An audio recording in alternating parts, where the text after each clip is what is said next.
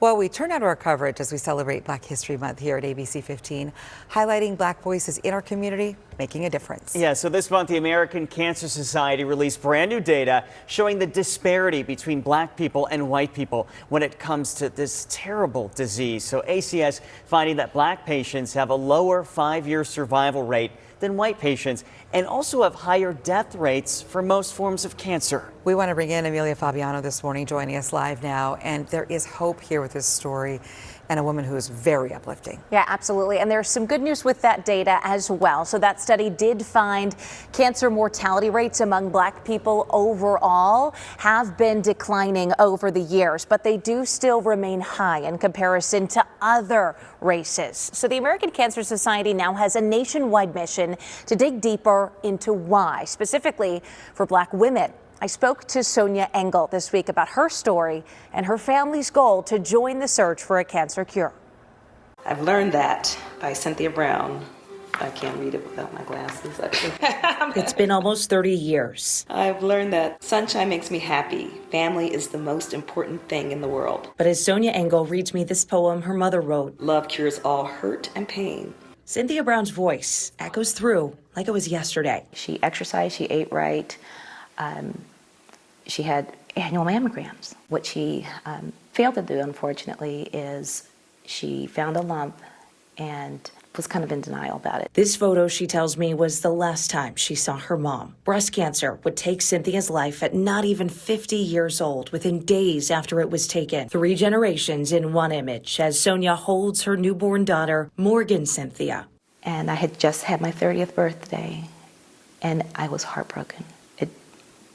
It changed everything. That wouldn't be the end of cancer's unfair grip on Sonia's world either. She herself was diagnosed with cervical cancer in her 20s, breast cancer in her 30s. And I wanted to do everything that I could to make a different future for me and for my little Morgan that was in that picture, and for the rest of my family. I did not want that to continue to be our story. While family history and genetic testing are important, we should know our family histories. You know, it's key in the Black community where we tend to not talk about illness. So is environment. ACS's Voices of Black Women study launched last year. It's the U.S.'s largest behavioral and environmental study of cancer risk and outcomes in Black women. It's designed to better understand why Black women have been and continue to be disproportionately impacted by cancer and experience greater systemic obstacles to prevention, screening, and survival. Knowledge is power.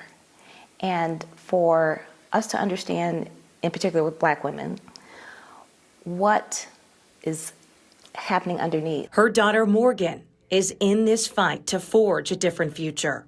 She's now part of this groundbreaking study. My hope is, with her being in the study, there will be insights, information that will change things so that they'll know, here's a vaccine.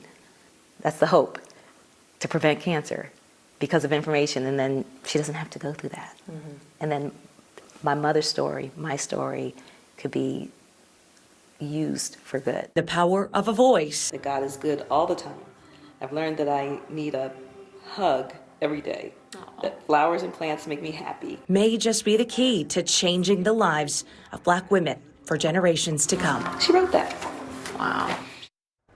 So the Voices of Black Women study is now open in all 50 states. We do have information online if you want to learn about joining. There are certain requirements. The American Cancer Society is also urging lawmakers right now, though, to protect and increase federal funding for life-saving cancer research that's happening right now and right here in the Valley, too.